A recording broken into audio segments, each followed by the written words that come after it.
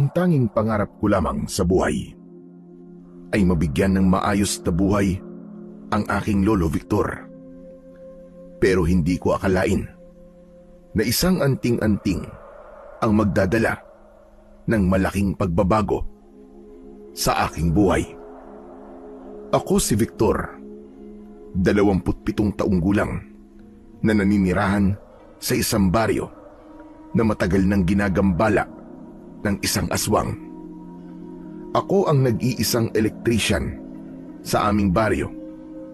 Kaya sa tuwing merong may problema sa linya ng kuryente o kahit sirang gamit na gumagamit ng kuryente, ay ako ang palaging tinatawag para mag-ayos.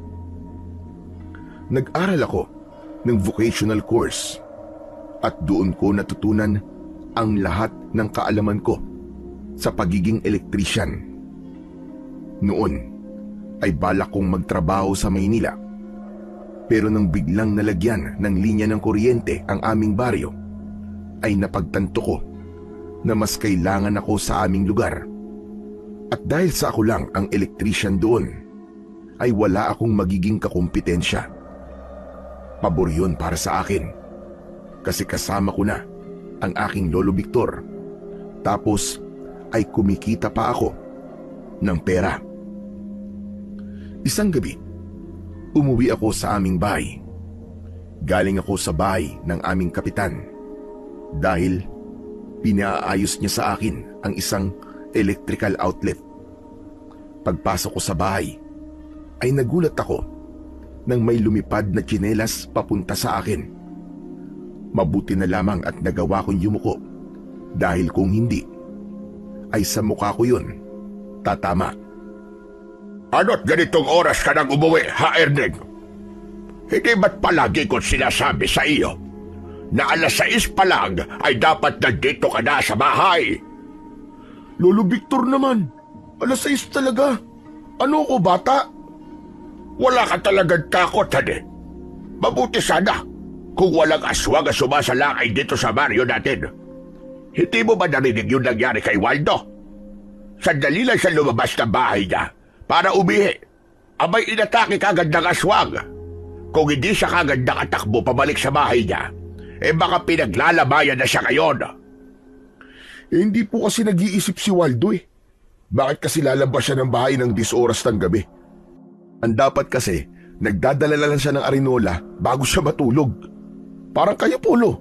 Hindi po ba, hindi pwedeng wala kayong arinola sa tabi nyo? Kasi, kapag nakaramdam kayo ng pag-ihi, ay segundo lang ang lalabas na ang ihi nyo kagad. Hindi na kayo nakakatakbo sa banyo. Abat, parang tinatawanan mo pa ako, ah. Tandaan mo ito, Erneng, ha? Tatanda ka rin. Magiging ganito ka rin. Mararanasan mo rin ang mga nararanasan ko. Baka nga, mas matindi pa rito ang maranasan mo. Sige ka. Lolo naman, parang hindi nyo naman ako mahal yan eh. Ang pangit naman ng wish nyo para sa akin kapag tumanda na ako. Ikaw ang nauna. Pinagtawanan mo ako kaya gumanti lang ako. Pero ikaw na bata ka. Sagutin mo ang tanong ko ng maayos. Bakit ganitong oras ka umuwi?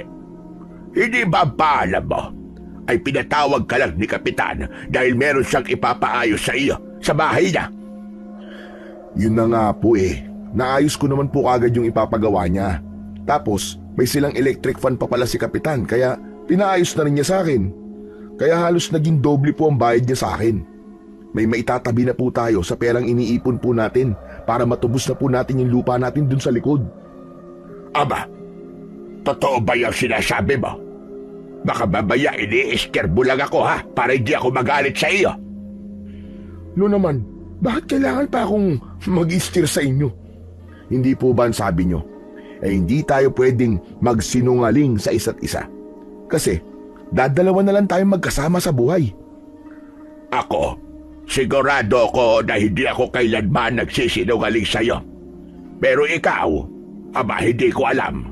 Malay ko ba kung nagsasabi ka ng totoo o hindi? Para namang wala kayong tiwala sa akin yan, Lo eh. Pero tignan nyo ha. Eto, may dala po akong inihaw na manok. Bigay po ni Kapitan. Hindi po ba paborito nyo to? Napangiti ako nang ngumiti si Lolo Victor. Ipinakita ko sa kanya ang isang buong inihaw na manok na nasa plastik. Masasabi ko na sobra talagang ekstrikto niya at mapanakit. Pero alam ko ang kahinaan niya. Pagkain at pera. Aba, oo nga, Hade. Isang buo pa talaga ang ibinigay sa atin ni Kapitan. Mukhang masarap pa de. Teka, nagpasalamat ka man lang ba sa kanya? Siyempre naman po. Natuwa po kasi siya kasi naayos ko po yung electric pan niya na akala niya po hindi na maayos. Kilala niyo naman po ang apo niyo, di ba? Ako po ang pinakamagaling na electrician dito po sa baryo natin. Malamang. Ikaw lang naman na nag-iisang electrician dito. Meron pa bang iba? Sus, di niyo na lang po ako suportahan eh. Oo na, oo na. Ang mabuti pa, dalhin mo na yan sa kusina. May sinaing na ako, kaya makakakain na tayo ng hapunan. Sige po, gutom na nga rin po ako eh. Dinala ko na sa kusina ang inihaw na manok. Magkatulong kaming naghain ng lolo ko. Ang sarap lang sa pakiramdam na nakikita kong masaya si lolo. Bilang nag-iisang apo niya na kasama niya sa bahay na yon, ay wala akong ibang gusto para kay Lolo Victor, kundi ang palagi siyang masaya at walang kahit na anong sakit. Bata pa lang ako nang sumama sa ibang babae ang tatay ko. Kailangan ng nanay ko na magtrabaho sa Maynila para mabuhay kami at iniwanan niya ako kay Lolo Victor. Noong una ay nagpapadala pa sa amin si nanay. Pero makalipas ang 1 taon ay wala na kaming naging balita pa sa kanya. Nagulat na lang kami nang dumalaw si nanay sa amin at sinabi niya na meron na siyang bagong kinakasama at buntis siya. Nangako siya sa akin na hindi niya ako pababayaan. Pero nang umalis si nanay para bumalik sa Maynila, ay tuluyan niya na akong hinalimutan. Masakit para sa akin ang pangyayaring yon. Palagi kong tinatanong ang sarili ko dati kung mahal ba talaga ako ng mga magulang ko. Kasi kahit isa ay walang gustong kunin ako kay Lolo Victor. Pero habang tumatagal at nakikita ko ang hirap at sakripisyo ng lolo ko para mabigyan ako ng maayos na buhay, ay doon ko napagtanto na maswerte pa rin ako kahit iniwanan ako ng nanay at tatay ko dahil meron akong Lolo Victor na nananatili sa aking tabi. Matapos naming maghain ng hapunan, ay umupo na kami ni Lolo. Nagsimula kaming kumain ng nakakamay. Grabe! Ang sarap naman itong inihaw na manok. Si Kapitan ba nagluto nito? Hindi po, Lo. Binili po niya yan doon po sa bayan. Ang sabi po niya, 2 po ang binili niya kasi meron yata silang pagpupulong ng mga tanod tungkol dun sa aswang. Para daw po, habang nagpupulong, ay meron silang kinakain. Ang nangyari po, biglang hindi natuloy po yung pagpupulong nila. Kaya yun, binigay na lang po niya sa akin yung isa. Aba, mabuti naman. At mukhang kikilos na sila, Kapitan, at ang mga tanod niya para maresolba na ang problema natin dito sa mga aswang. Aba, halos 1 taon nang namemerwisyo ang mga aswang na yun dito sa atin. Kaya nga po eh. Tapos, may pinatay na rin siyang 2 tao. Ang hirap din pong gumalaw lalo na po tuwing gabi. Lahat po tayo natatakot na lumabas kapag madilim na dahil sa aswang na yun. Pero Lo, sa tingin niyo po, saan po kaya galing yung aswang na yun, no? Wala naman pong aswang dito nun, di ba? Alam mo, Erneng, nung bata pa ako, ay may mga aswang na sumasalakay dito sa baryo natin. Hindi lang isa, kundi marami. Isang grupo yun ng mga aswang. Hala, totoo po ba yung sinasabi niyo o baka imbento niyo lang yan? Si Raulo, kailan ba ako nagsinungaling sa iyo? Saka ano mapapala ko kung mag-iimbento ko ng kwento? Magkakapera ba ako dyan? Lolo naman, galit ka agad eh. Elo, ano po nangyari nun? Napalayas po ba yung mga aswang na umatake po dito dati?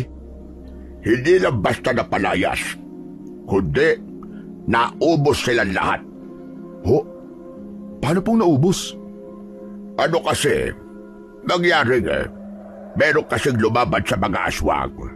Isang binata na may kakaibang kapangyarihan na nanggaling sa kanyang anting-anting. Nababalot ng kuryente o kidlat ang kanyang kamao at yun ang ginamit niya para ubusin ang mga aswang. Hanip, parang ang hirap naman po maniwala sa kwento nyo, lo. Meron bang taong ganun na may kidlat sa kamao? Kung ayaw mo maniwala, ay wala akong pakialam. Basta, alam kong hindi imbento ang mga ikinuwento ko sa'yo. Sige na nga po. Kunwari naniniwala na ako sa inyo. Pero lo, nasan po yung binatang yun? Saka, sino po ba siya? Sa kasamaang palad, walang nakaalam kung sino ang binatang yon. Nang naubos na niya ang mga aswang, ay hindi na siya nagpakita sa aming lahat. Isa pa, walang nakaalam kung sino siya dahil sa tuwing nakikipaglaban siya sa mga aswang, meron siyang suot na kakaibang maskara. Ano pong klaseng maskara? Basta, kakaibang maskara. Hindi ko na matandaan at napakatagal ng panahon doon. Sa bagay, hindi na po ako magtataka kung nakalimutan nyo na kasi makakalimutin naman po talaga kayo eh. Ganyan po talaga kapag matanda na. Minsan nga po, hinahanap nyo yung salamin nyo sa mata kahit nakapatong lang naman nyo sa ulo nyo. Pero sana lo, bumalik siya dito sa atin, no? Para po, meron na ulit makikipaglaban sa mga aswang. Para kasing hindi naman kaya ni na kapitan at mga tanod na labanan yung mga aswang eh. Malabo nang mangyari ang sinabi mo. Nababalik siya rito. Bakit naman po? Malamang, napakatanda niya na ngayon. Hindi niya na kayang makipaglaban pa sa mga aswang. Pero sabi niyo po meron siyang anting-anting, di ba? Hindi po ba niya yung pwedeng gamitin para lumakas siya? Hindi naman porke meron kang anting-anting, habang buhay ka ng malakas. Walang silbi ang anting-anting kung mahina na ang katawan ng nagmamayari nito. Pero depende pa rin yan sa uri ng anting-anting. Wow! Kung makapagsalita po kayo ng ganyan parang ang dami niyong alam tungkol sa anting-anting, lo ah. Bakit, lo? Dati po ba kayong antingero? Hindi ko kailangan maging antingero para magkaroon ako ng kaalaman sa mga ganung bagay. Ay nako, kumain na ka lang tayo at hindi tayo mabubusog kung magkwekwentuhan lang tayo na magkwekwentuhan. Ipinagpatuloy na namin ni Lolo Victor ang aming pagkain. Pero hindi nawala sa isip ko yung binatang ikinuwento niya na nakipaglaban noon sa mga aswang. Napuno ako ng kuryosidad kung sino siya at bakit siya biglang nawala matapos niyang maubos ang mga aswang sa aming lugar. Kinabukasan ay muli akong pinatawag ng aming kapitan. Tuwang-tuwa ako nang sabihin niya na pamumunuan ko ang paglalagay ng ilaw sa plaza para sa nalalapit na fiesta. Aniya, magkakaroon doon ng perya kaya kailangan na merong maayos na ilaw. Sinabi rin niya na ako na ang bahalang kumuha ng 2 tao na makakatulong ko sa trabaho na yon. Malaking bagay na yon para sa akin dahil malaki-laki ang kikitain ko sa trabahong yon. Ang unang pumasok sa isip ko na kunin ay si Lolo Victor para 2 kaming kikita. Malakas pa naman siya kahit papano at sigurado ko na kaya pa niya ang ganung trabaho. Ang iniisip ko na lang ay kung sino pa ang isa na pwede kong kunin. Habang naglalakad ako pauwi sa bahay, ay napadaan ako sa isang sari-sari store. Nakita ko roon ang kaibigan kong si Waldo. Siya yung muntik ng mapatay ng aswang na napag-usapan namin ni Lolo nung nakaraang araw. May hawak siyang soft drinks na nakalagay sa plastic na may straw at isang malaking tinapay. Lumapit ako sa kanya nang nakita at tinawag niya ako. Wow, Hanep! Sarap ng buhay mo, haya-haya. Patambay-tambay ka na lang Parang hindi ka muntik nang mapatay ng aswang Siyempre, ganito talaga kapag nasa abroad ang nanay, no? Naghihintay na lang ng padalang pera. Hanep, buti ka pa. Pero Chong, kumusta ka na pala? Siguro hanggang ngayon, natatakot ka na lumabas ng bahay para umihi, no? Sinabi mo pa, kaya nga palagi nang may ironola sa ilalim ng papag ko Bakit kasi nung nagpagawa si nanay ng banyo ay inihiwalay niya sa bahay namin? Anak ng tete ko, kailangan ko patuloy lumabas sa gabi kapag naiihi ako o kung ano paman. Magpasalamat ka na lang. Mabuti na nga lang hindi ka napatay nung aswang, Waldo Kundi, mawawalan sana ako ng kaibigan. Kwento ka na lang sana ngayon. Grabe ka naman kung makapagsalita. Parang gusto mo na ako mamatay Hindi naman sa ganun, Chong. Di kung napatay ka na nung aswang, wala nang manlilibre sa akin. Oo nga pala. May gagawin ka ba bukas? Parang hindi mo ako kaibigan at hindi mo pa ako kilala. Palagi naman ako may ginagawa. Kumakain, tumatambay, natutulog, o di kaya nakatulala. Siraulo talaga itong isang to. Ang ibig kong sabihin, kung may importante kang bagay na gagawin bukas. Ilinawin mo kasi. Bukas? Teka, isipin ko muna. Wala akong gagawin. Bakit mo tinanong? Walang Jo. Ang bilis sumagot Hindi kasi ganito. Malapit na ang piyesta dito sa atin, di ba? Ngayon, binigyan ako ni Kapitan ng trabaho. Ako maglalagay ng mga ilaw sa plaza kasi doon magtatayo ng perya. Ang sabi sa akin ni Kapitan, ako na raw ang bahalang kumuha ng 2 tao na makakatulong ko. Kasi hindi ko yung kaya na mag-isa lang, di ba? Naisip ko na yung isa ay si Lolo Victor. O ano, baka gusto mo ng racket. Ikaw na lang ang kunin ko para dun sa kulang pang isa. Ako? Ako talaga, Erning, pagtatrabahuhin mo? My God, hindi ko na kailangan magtrabaho. Nasa abroad ang nanay ko, no? At siya nagpapadala sa akin ng pera. Saka ano namang alam ko sa paglalagay ng ilaw? Tutulungan niyo lang naman ako ni Lolo Saka, ayaw mo bang maranasan na kumita ng pera na mula sa pinaghirapan mo? Mahirap yan palagi ka nalang umaasa sa nanay mo, Chong. Maganda nga yun para hindi ako pagod, di ba? Hindi ka nga pagod, pero yung nanay mo sa abroad ang sobrang napapagod na. Chong, eto payong kaibigan lang. Dapat kasi kahit nasa abroad ang nanay mo at nagpapadala ng pera sa'yo ay kumikilos ka rin. Dapat ay meron ka rin pinagkakakitaan kahit paano para meron kang naitatabi. Saka Chong, hindi ka na bata, ano ka ba? Dapat marunong ka na magbanat ng buto mo. Paano kung wala na sa abroad ng nanay mo? Sige nga. Paano kung umuwi siya rito na walang pera? Alangan namang matapos magpakahirap ang nanay mo sa abroad siya pa rin na magtatrabaho para sa inyo. Maganda na may karanasan ka na sa pagtatrabaho. Ako na nagsasabi sa iyo, Chong. Tignan mo, sa susunod, pasasalamatan mo ko pagdating ng araw. Oo na. Kasama na ako sa'yo bukas. Ang dami mo naman sinabi ka agad. Daig mo pa nanay ko kung manermon ka Nagsasabi lang naman ako sa'yo. O ano, ayos. Pumayag ka na. Hindi ko na problema kung sino yung isang kulang na makakasama ko bukas sa trabaho. O paano, Chong? Magkita na lang tayo bukas sa plaza. Dapat 8:00 ng umaga, nandun ka na. Ano? Bakit naman ganun kaaga? Huwag ka na magtanong at magreklamo basta pumunta ka na lang sa plaza ng ganung oras. Natatawang tinapik ko ang balikat ni Waldo at saka ako umalis. Masaya ako dahil wala na akong problema sa 2 tao na makakatulong ko sa paglalagay ng ilaw sa plaza. Pagdating ko sa bahay namin ay naabutan ko si Lolo Victor na nakabihis at mukhang meron siyang pupuntahan. Oh, Lo, bihis na bihis po yata kayo. Saan po ang punta nyo? Inimbitahan ako ng kaibigan ko sa kabilang baryo kasi ikarawan niya ngayon. Kaya, hindi na ako rito magtatanghalian. Ganun po ba?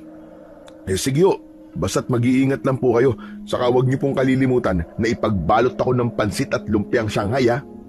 Siyempre naman, kilala mo ako, no? Pagdating sa pagbabalot ng pagkain, ay dyan mo ako maaasahan. O sige na, aalis na ako. Ikaw na muna ang bahala rito sa bahay, ha? Sige po lo, ako na pong bahala. Ay lo, oo nga pala. Baka makalimutan ko eh. Kinausap po kasi ako ni Kapitan.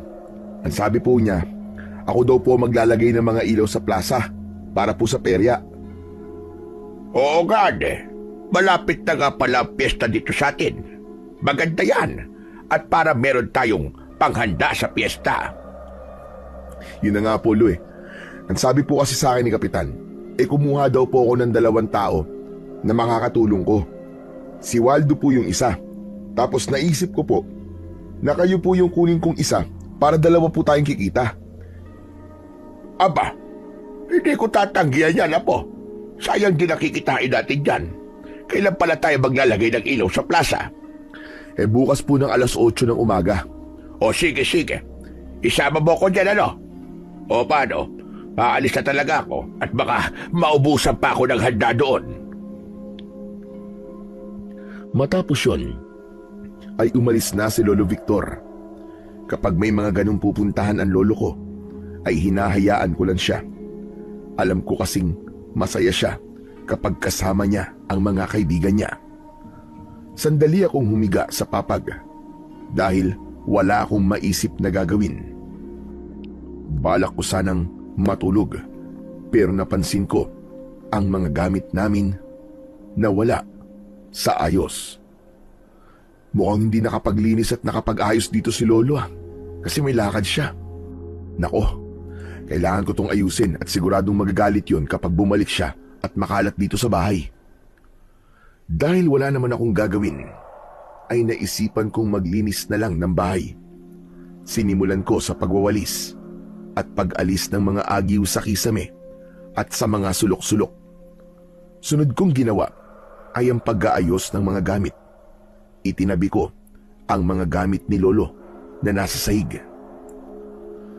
Naku, nakalimutan kong walisan yung ilalim ng papag. Muli kong kinuha ang walis at saka ako yumuko para walisin ang ilalim ng papag. Pero napakunot ang noo ko nang may nakita akong pulang tela doon. Sinungkit ko yun gamit ang walis. May kulay itim na tali na nakaikot sa pulang tela at nang kapain ko yun ay merong matigas na bagay sa loob. Napuno ako ng kuryosidad ng mga sandaling yon. Gusto kong malaman kung ano ang nasa loob ng pulang tela. Tinanggal ko ang itim na tali. Nang buksan ko ang pulang tela, ay tumambad sa aking paningin ang isang kwintas na ang palawit ay hugis triangulo na may nakaukit na mga simbolo na wala akong ideya kung ano ang ibig sabihin. Sa hula ko ay gawa sa pilak ang palawit ng kwintas. Pinagmasdan ko ng mabuti ang kwintas at inilagay ko pa yon sa aking palad. Kay Lolo Victor ba to? Bakit parang hindi ko nakikita na suot niya to? Pero maganda ang kwintas na to . Parang ang astig ko sigurong tignan kapag suot ko to. Hindi ko alam ng mga sandaling yon. Pero habang pinagmamasdan ko ng matagal ang kwintas, ay may kung anong hindi maipaliwanag na enerhiya ang humihila sa akin sa kwintas na yon. Pakiramdam ko ay nahihipnotismo ko at tila wala sa sariling isinabit ko ang kwintas sa aking leeg. Parang wala lang na ipinagpatuloy ko ang paglilinis at pag-aayos sa aming bahay. Nang natapos ko na, ay saka naman ako nagluto ng pananghalian. Bandang hapon na nang dumating si Lolo Victor. Gaya ng ipinangako niya, ay may dala siyang handa mula sa birthdayan na kanyang pinuntahan. Para hindi makita ni Lolo ang kwintas, ay itinago ko yun sa loob ng suot kong sando. Sayang, at naubos kagad yung lumpiang Shanghai. Kaya wala akong nadala. Paborito mo pa naman yun, Apo. Ayos lang po, Lo. Masarap naman po itong pansit at saka itong pritong manok. Itong tinapay na may palaman na hindi ko alam, masarap din po. Pero Lo, saluhan niyo po ako, Lo. Baka hindi ko po ito maubos Sige lang, kumain ka lang ng kumain dyan at busog pa ako. Huwag mo kong intindihin. Hindi ko napigilan ang mapangiti sa sinabing yon ni Lolo Victor. Yung kasi ang madalas niyang sabihin sa akin sa tuwing may pasalubong siyang pagkain sa akin nung bata pa ako. Bumalik tuloy sa alaala ko ang mga panahon na grabe ang hirap niya para lang matustusan ang aking mga pangangailangan, lalong-lalo na sa pag-aaral. Lahat na yata ng trabaho, kahit paglalaba, ay pinasok niya. Literal na iginapang ako ni Lolo Victor sa hirap para hindi ako lumaking mangmang. Sandali akong huminto sa pagkain at saka ko tinignan si Lolo Victor. Lo, maraming salamat po. Salamat para saan? Diyan ba sa pagkain? Wala yun, Apo. Saka alam ko na, paghahanapan mo ko ng pasalubong, kaya hindi ko talaga kinalimutan na ipagbalot ka. Hindi lang po rito sa pasalubong nyo, kaya po ako nagpapasalamat. Kundi maging sa lahat po ng ginawa nyo para sa akin simula po nung sanggol pa lamang ako, at lalo na po nung iniwan po ako ni Nanay sa inyo. Maraming salamat po talaga, Lo. Naisip ko po kasi na hindi pa ako nakakapagpasalamat sa inyo Ano ka ba naman, bata ka? Wala ka dapat na ipagpasalamat sa akin. Ginagawa ko lang ang kung ano ang tama. Hindi naman kita pwedeng pabayaan dahil apo kita. Anak ka ng anak ko. At kahit papano, ay dugo ko at dumadaloy dyan sa katawan mo. Hayaan niyo po, Lo. Darating din po ang araw na makakaganti po ako sa lahat ng sakripisyo at hirap niyo po sa akin. May pagmamalaki niyo rin po ako. Huwag mong masyadong i-pressure ang sarili mo, Erneng. Sasabihin ko sa iyo na kahit ngayon ay ipinagmamalaki na kita. Katulad na lang kanina doon sa may birthday yan. Ipinagmalaki ko na ang apo ko ang pinakamagaling na electrician dito sa lugar natin. At walang tatalo sa'yo. Hindi po ba sabi nyo kaya ako ang pinakamagaling na electrician dito sa lugar natin dahil nag-iisang electrician lang naman ako dito. Hayaan mo na. Hindi naman nila alam yun Ang mahalaga ay ipinagmamalaki kita, Apo. Saka bukod doon, hindi ka rin naging sakit ng ulo ko. Hindi ka kagaya ng iba dyan na basagolero o hindi naman kaya naging kriminal. Hindi po ako naging ganun kasi napalaki niyo po ako ng maayos. Kung ano po ako ngayon, ay dahil po yun sa inyo. Lo, malaking bahagi po kayo ng pagkatao ko kasi kayo po ang iniidolo ko. Sos! Teka ga, tama na nga ganitong usapan at baka mamaya maiyak pa ako. Sige na. Ubusin mo na yung pagkain mo at magsisibak lang ako ng kahoy doon sa likod. Bahagya akong natawa dahil maluwa-luwa na si Lolo Victor. Tumayo na siya at lumabas ng bahay habang ako naman ay ipinagpatuloy ang pagkain ng dalang pasalubong ni Lolo para sa akin. Hindi napansin ni Lolo Victor na suot ko ang kwintas na nakita ko sa ilalim ng aming higaan. Alam ko kasi na sa kanya yon at baka kapag nakita niya yung nakasabit sa aking leeg ay kunin niya. Gandang-ganda pa naman ako sa kwintas, kaya sa tuwing nasa labas ako ay saka ko lang yon inilalabas mula sa loob ng aking damit. Kinabukasan, maaga kaming nagising ni Lolo Victor. Magkasabay kaming nag-almusal at pagkatapos ay naligo na ako. Pagkalabas ko sa banyo ay si Lolo naman ang naligo. Habang nagbibihis ako ay siyang pagdating naman ni Waldo na bihis na para bang pupunta siya sa isang kasalan. Nakasuot siya ng puting polo shirt na nakatuck in sa maong na pantalon. Ang sapatos niya ay puti na rubber shoes. Nangingintab ang buhok niya dahil sa gel. Lapat na lapat ang buhok niya sa kanyang anit na parabang dinilaan yun ng kalabaw. Hanep pa, sputing na sputing ah. Saan ka ba pupunta, Waldo? Teka, nagkaroon ka ba ng amnesia at nakalimot ka na? O tumatanda ka na kagaya ni Lolo Victor? Hindi ba, ang sabi mo sa akin, sasama ako sa iyo sa paglalagay ng ilaw sa plaza? Hoy, ikaw, Waldo. Narinig ko ang sinabi mo, ha? Kalabaw lang ang tumatanda. At hindi ako kalabaw. Ang bilis nyo naman pumaligo, Lo. Para kayong kambing ah. Ang lamig kasi, kaya binilisan ko na lang. Teka, akala ko ba kasama natin yung si Waldo na maglalagay ng ilaw sa plaza? Bakit ganyan na bihis dan? Nasama naman po talaga ako sa inyo eh. Bakit po, may problema ba sa suot ko?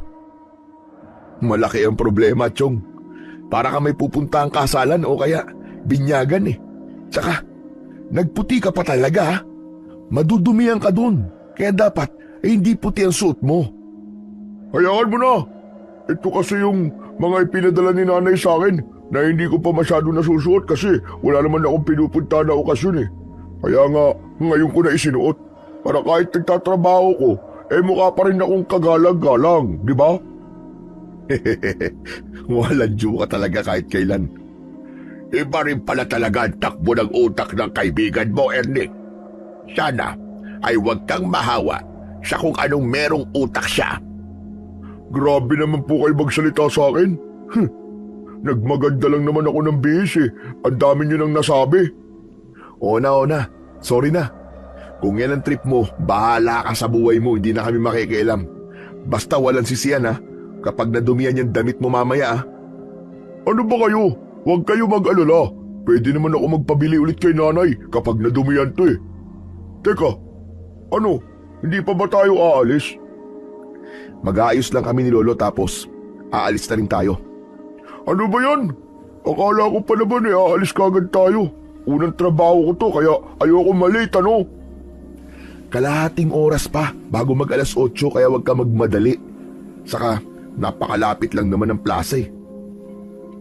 Nagmadali na kami ni Lolo Victor at maya-maya pa ay magkakasama na kaming tatlo na nagtungo sa plaza. Pagdating namin doon ay naroon na si Kapitan at ipinaalam niya sa akin ang mga gusto niyang mangyari, gaya ng kung saan ang pwesto ng mga ilaw.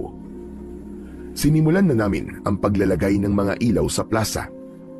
Inuna kong ayusin ay ang wiring at sinigurado ko na walang magkakaproblemang koneksyon. Si Lolo Victor ang nag-aabot sa akin ng mga gamit habang si Waldo naman ay madalas na nakaupo at laging nagrereklamo sa init. Sinisilip ko ang bawat dugtungan ng mga kable at iniingatang hindi magsobra ang load sa bawat linya para hindi mag-trip ang fuse kapag sabay-sabay nang umilaw ang mga ilaw. Hindi nagtagal ay natapos na kami. Pero para masiguro ko na wala kaming magiging problema, ay mag-isa kong chinek ang bawat linya ng kuryente hanggang sa nakita ko ang isang bahagi ng kable na nabalatan. Kumuha ko ng electrical tape at isang upuan. Umapak ako sa upuan upang balutin ng electrical tape ang nabalatan na bahagi ng kable. Pero sa hindi inaasahang pangyayari ay nawalan ako ng balanse. Ang unang naging reaksyon ng katawan ko ay ang maghanap ng mahahawakan. Sa pagkakataranta ko ay nahawakan ko ang nabalatan na parte ng kable. Napapikit ako dahil inasahan ko na makukuryente ako. Pero nagtaka ako dahil hindi yun nangyari. Agad akong bumitaw sa kable at hinayaan kong bumagsak ako sa lupa. Nagmamadali at nag-aalalang lumapit sina Lolo Victor at Waldo sa akin. Tinulungan nila akong makatayo. Tinignan ko ang kamay ko, pero kahit konting pinsala, ay wala akong nakita. Chong, ano nangyari sa'yo? Wala naman dagat dito pero dumadive ka. Nawalan ako ng balanse. Nakasaksak ba yung linya ng kuryente? Oo, hindi ba sabi mo i-check mo yung linya at pagkatapos bubuksan natin yung mga ilaw? Ayos ka lang ba, Apo? Hindi ka ba na kuryente? Nakita ko kasi na napahawak ka sa kable. Ayos lang naman po ako, Lo. Hindi nga po ako nakuryente. Pwede po bang pahawak ng upuan at aayusin ko lang po yung nabalatan na kable? Hinawakan ni Lolo Victor ang upuan at saka ako muling sumampa roon. Habang inaayos ko ang nabalatan na kable ay hindi ko maiwasang magtaka kung bakit hindi ako nakuryente. Matagal na akong elektrisyan at alam ko na kahit sandali mo lang mahawakan ang live wire ay makukuryente ka na at baka nga ikamatay mo pa yun. Pero nakapagtataka na kahit konting kuryente ay wala talaga akong naramdaman.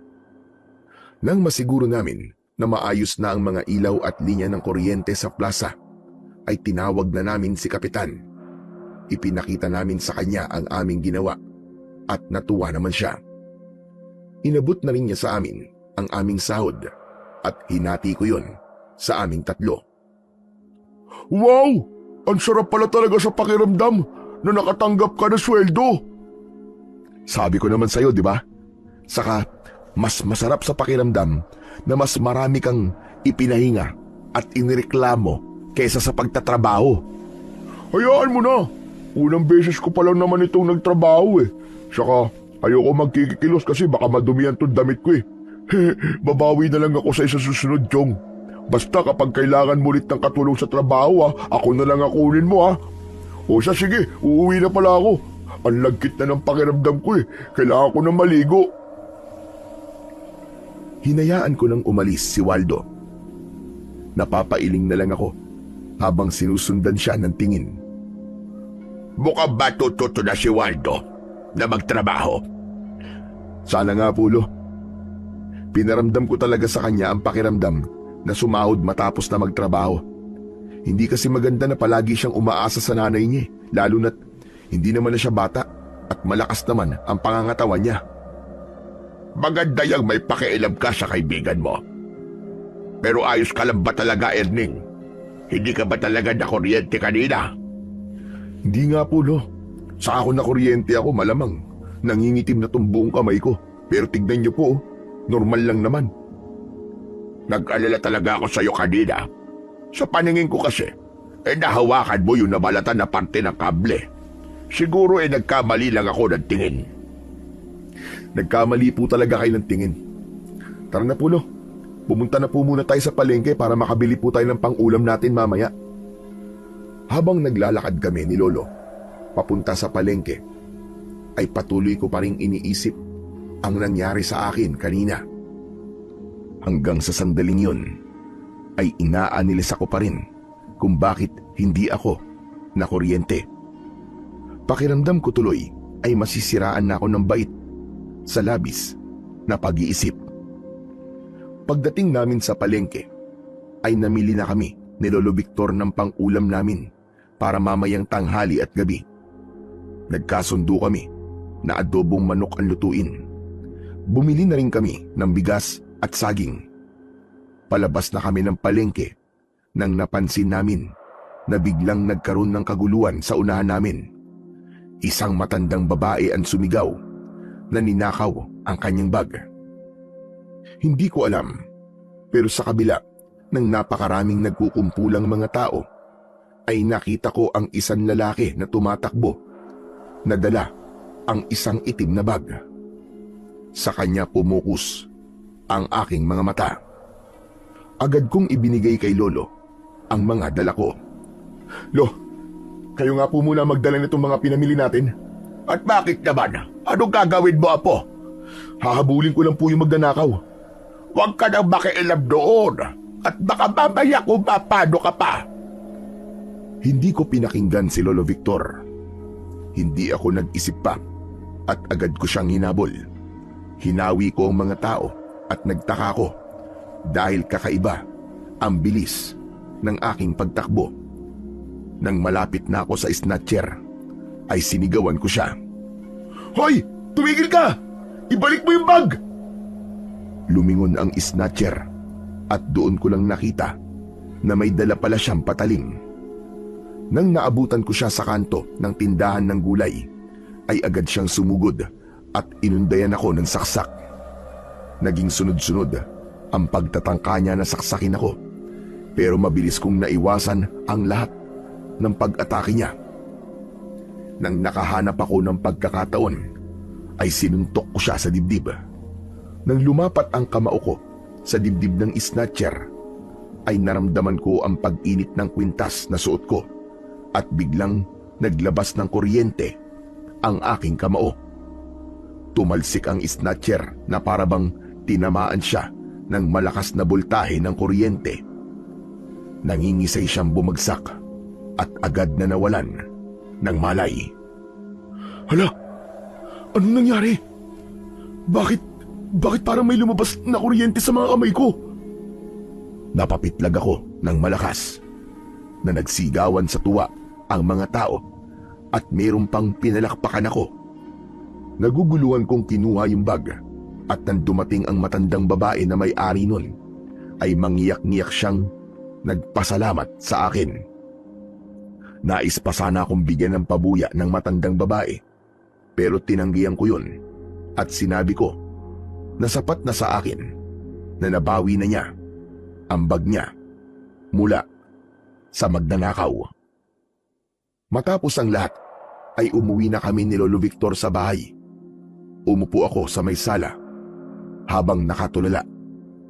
Tinignan ko ang aking kamao. Nadagdagan na naman ang dahilan kung bakit ako nagtataka. Sa loob lang kasi ng isang araw, ay marami nang nangyari sa akin na hindi ko kayang ipaliwanag. Nagulat ako nang biglang tumabi sa akin si Lolo Victor at nakangiti niyang tinapik ang aking balikat. Ipinagmamalaki kita sa ginawa mong pagtulong kanina doon sa matandang babae, Erning. Aba, isa yung kabayanihan at hindi lahat ng tao ay may lakas ng loob na ilagay sa alaganin ng buhay nila para tumulong lamang sa iba. Pasensya ka na rin kanina kung pinigilan kita kasi naman nag-aalala lang ako sa'yo.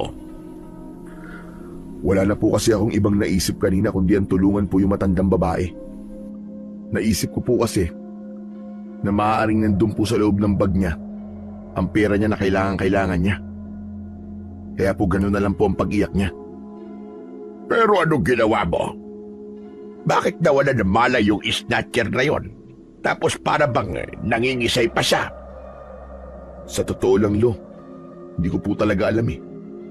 Siguro, sa labis po na kagustuhan ko matulungan po yung matandang babae, ay nailabas ko po ang lahat ng lakas na meron ako. Kaya nga po ako hindi makapaniwala na magagawa ko siyang patumbayin sa pamamagitan lamang ng isang suntok. Minsan talaga ay nangyayari ang ganyan.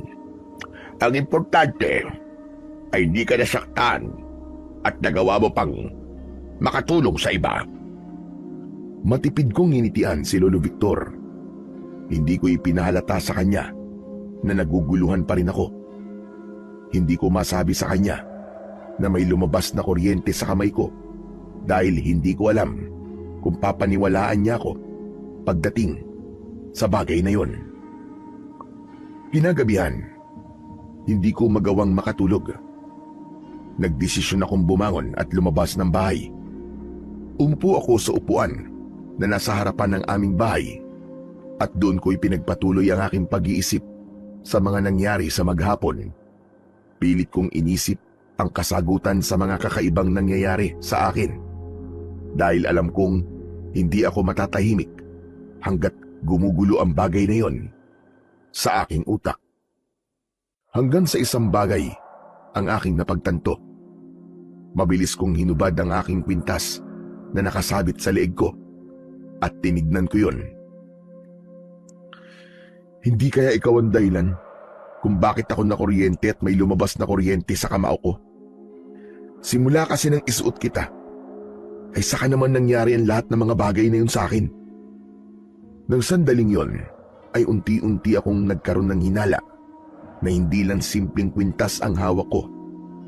May kakaiba sa kwintas na yon, at yun ang gusto kong malaman.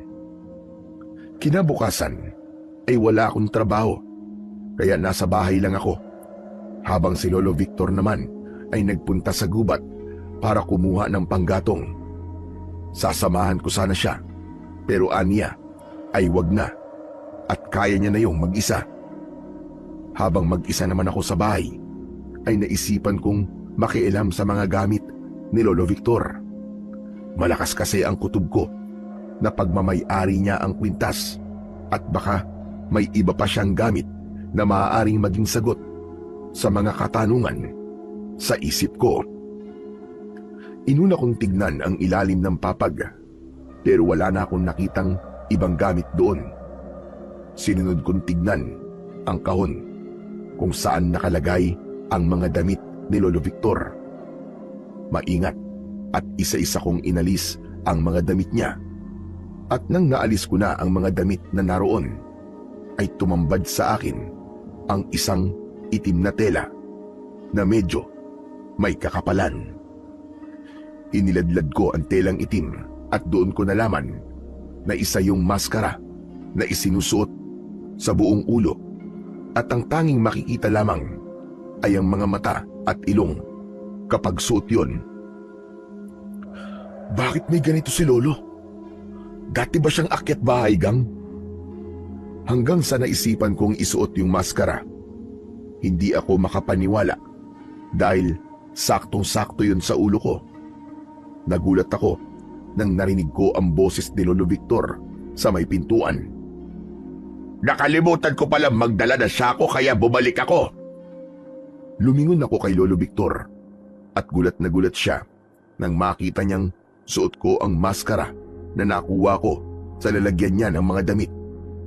Malalaki ang mga akbang na lumapit siya sa akin. Hinubad ko ang maskara at marasyong inagaw ni Lolo Victor. Bakit ka nakikialam sa mga gamit ko? Lo, bakit po may ganyan kayong maskara? Huwag mong iniiba ang usapan. Ang tanong ko at sagutin mo. Nang sandaling yon, ay alam kong wala na akong ibang magagawa kundi ang sabihin kay Lolo ang totoo. Hinubad ko ang kwintas na nasa leeg ko at inabot ko yun sa kanya. Nanlalaki ang mga mata na kinuha niya yon sa akin. Anak-nag, pati ba naman ito? Pinakialaman mo rin. Hindi ko naman po sinasadyang makita ang kwintas na yan eh. Naglilinis po ako noon dito nang nakita ko po yan sa ilalim po ng higaan natin. Lolo Victor, ano po ba ang kwintas na yan? Sa tingin ko po kasi, Lo, yan po ang dahilan kung bakit hindi po ako nakuryente nung nahawakan ko po yung nabalatang kable. Saka parang yan din po ang dahilan kung bakit po nung sinuntok ko yung snatcher ay may lumabas po na kuryente sa kamao ko. Hindi agad nakapagsalita si Lolo Victor matapos ang mga sinabi ko. Nanatili lang siyang nakatingin ng diretso sa aking mga mata. May pakiramdam ako na nagdadalawang isip siya kung dapat ba niyang sagutin ang tanong ko o hindi. Hanggang sa hindi malamang dahilan ay naalala ko bigla ang ikinuwento noon sa akin ni Lolo Victor tungkol sa binatang nakipaglaban noon sa mga aswang. Naalala ko na nakamaskara ang binatang yun. Nanlaki ang mga mata ko sa realisasyong nabuo sa isip ko. Teka, Lo, huwag niyo pong sabihin na kayo po yung binatang nakipaglaban nun sa mga aswang. Kayo po yung ikinikwento niyo sa akin na binatang nakamaskara. Mukhang wala na akong magagawa, kundi ang aminin sa'yo ang totoo. Tama ka, Apo. Ako nga ang binatang yon. At ang maskara na ito, ang ginamit ko para walang makakilala sa akin. Ayoko kasi na manganib ang buhay na mga mahal ko sa buhay kapag nalaman ng mga aswang kung sino ako. Alam ko ng mga taong mahalaga sa akin, ang babalikan nila kapag nagkaroon sila ng pagkakataon. At ang anting-anting naman na ito ang nagbibigay sa akin ng kakaibang kapangyarihan. Kung ganun ay tama nga po ako, Lo. Ang kwintas na po yan ang may kagagawan kung bakit hindi po ako nakuryente at kung bakit po may lumabas na kuryente sa kamao ko. Ngayon ko lang po nalaman na isa po pala yung anting-anting. Tama ka. Ang anting-anting na ito ay ibinigay sa akin ng isang ermitanyo na tinulungan ko noon. Haniya ay naramdaman niya na mabuti ang kalooban ko at ako ang karapat-dapat na magmay-ari nito. Kakaiba ito sa ibang mga anting-anting. Bakit naman po? Dahil kailangan mo itong pakainin. Pakainin? Ano pong klaseng pagkain ang dapat na ipakain dyan? Hindi literal na pagkain, kundi kuryente. Kailangan itong pakainin ng kuryente para mabigyan ito ng kapangyarihan, lakas at proteksyon laban sa mga aswang ang may suot nito. At yun ang dahilan kung bakit may mga kakaibang nangyari sa iyo kanina. Ngayon ay sigurado na ako na nahawakan mo yung nabalatan na parte ng kuryente nung naglagay tayo ng ilaw sa plaza. Napunta sa anting-anting ang kuryenteng yon at yun ang dahilan kung bakit nang suntukin mo yung snatcher ay naglabas ng kidlat o kuryente ang kamao mo. Nung ginamit ko ito, ay kailangan ko pang magtungo sa bayan para mapakain ito ng kuryente. Dahil ng panahong yon, wala pa namang linya ng kuryente dito sa ating lugar. Grabe, Lo. Di po ako makapaniwala sa mga nalalaman ko ngayon. Pero alam ko pong totoo ang lahat ng sinabi nyo. Sobrang astig niyo po pala, Lo. Hindi ko po akalain na ang lolo ko ay naging bayani ng baryong ito. May tiwala ako sa iyo, Erned. Kaya hinihiling ko na wag mo sanang sasabihin sa iba ang lahat ng nalaman mo ngayon sa akin. Lalo na ang kapangyarihan na meron ang aking anting-anting. Maaari kasi na pag-interesan ito ng ibang tao. At baka yun pa ang maging mitya ng buhay natin pareho. Ayoko ng magulong buhay. Yan ang tatandaan mo, Erneng. Huwag po kayong mag-alala, Lolo Victor. Kahit hindi niyo po yan sabihin sa akin, hindi ko po talaga ipagsasabi sa iba ang mga sinabi niyo sa akin. Pero Lo, kung meron po kayong ganyang anting-anting, bakit hindi niyo po labanan yung aswang na umaatake dito sa atin? Nagawa niyo nga pong ubusin nun ng napakaraming aswang, di ba? Isang aswang pa kaya? Gustuin ko ba na hindi na pwede? Masyado nang mahina ang aking katawan. Kahit makapangyarihan ang anting-anting na ito, ay mahihirapan na itong palakasin ang aking katawan. Ayokong ilagay sa alanganin ang buhay ko, lalo na't matanda na ako at bilang na ang taon na mabubuhay ako sa mundong ito. Gusto ko na lang na ilaan ang natitirang oras ko sa iyo. Ayokong mawala ka agad at gusto pa kitang makasama ng mas matagal. Parang maiiyak naman po ako sa sinabi niyo, Lo. Pero, Lo, naiintindihan ko po kung bakit ayaw nang bumalik sa pakikipaglaban sa aswang. Lo, ano po kaya kung ako na lang po makipaglaban sa mga aswang? Ibigay niyo na lang po sa akin yung anting-anting at saka yung maskara. Tumigil ka nga, Erneng. Hindi ako papayag na magkaroon ka ng napakabigat na tungkulin na hindi mo alam kung kailan matatapos. Mas makakabuti pa rin sa iyo ang magkaroon ng normal na buhay. Huwag mo nang bigyan ng problema ang sarili mo. Nagbibiro lang naman po ako, Lo eh. Masyado naman po kayong seryoso. Alam ko po na mahirap makipaglaban sa mga aswang kahit pa meron kang gamitin na anting-anting. Saka wala po akong kaalaman sa mga ganyang bagay eh. Pagiging electrician lang po ang nalalaman ko. Mabuti naman at alam mo ang bagay na yan. Huwag mo nang pangarapin na gawin ang ginawa ko doon. Dahil ako na nagsasabi sa iyo, hindi madali na ilalagay mo sa mga kamay mo ang kapakanan ng isang baryo. Tinanguan ko na lang ang sinabing yon ni Lolo Victor. Lumabas siya, nadala ang maskara at anting-anting.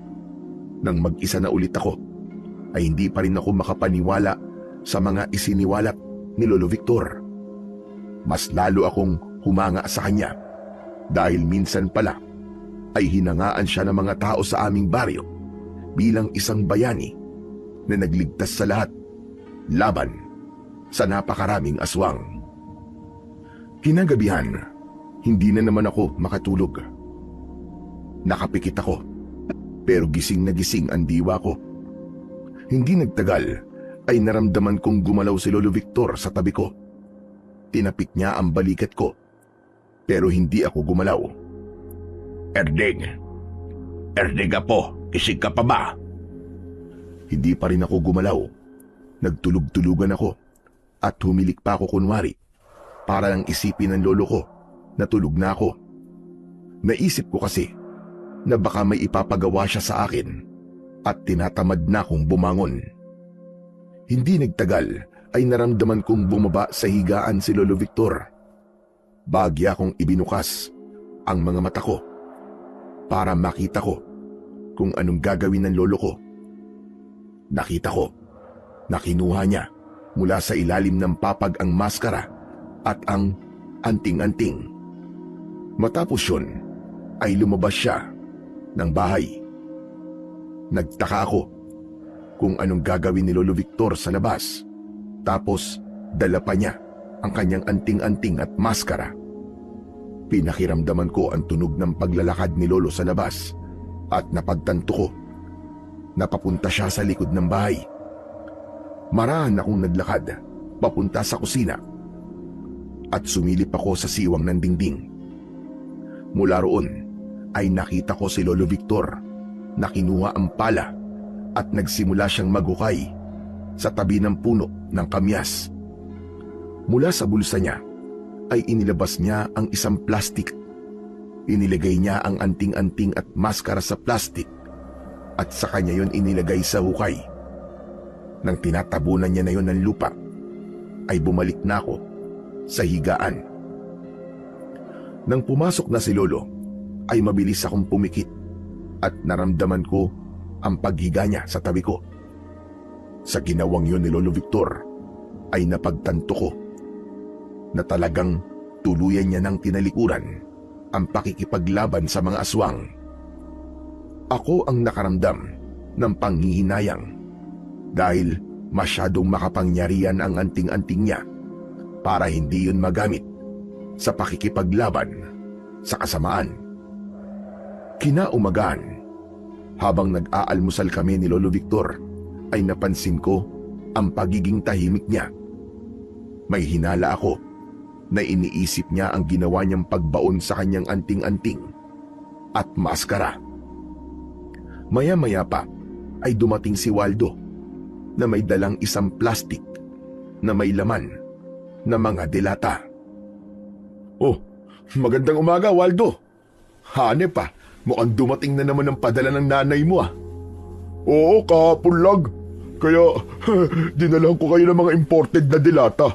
May corned beef, luncheon meat, tsaka kung ano-ano pa. Yung mga damit, nasa bahay pa eh. Pumunta na lang kayo ni Lolo Victor para makapamili kayo. Maraming magaganda dun. Ayos ah. Maraming salamat, Waldo ah. Talagang swerte ako na naging kaibigan kita. Aba, syempre naman. Swerte ka talagang kaibigan mo ko. Basta, kapag may racket ka, isasama mo ako ah.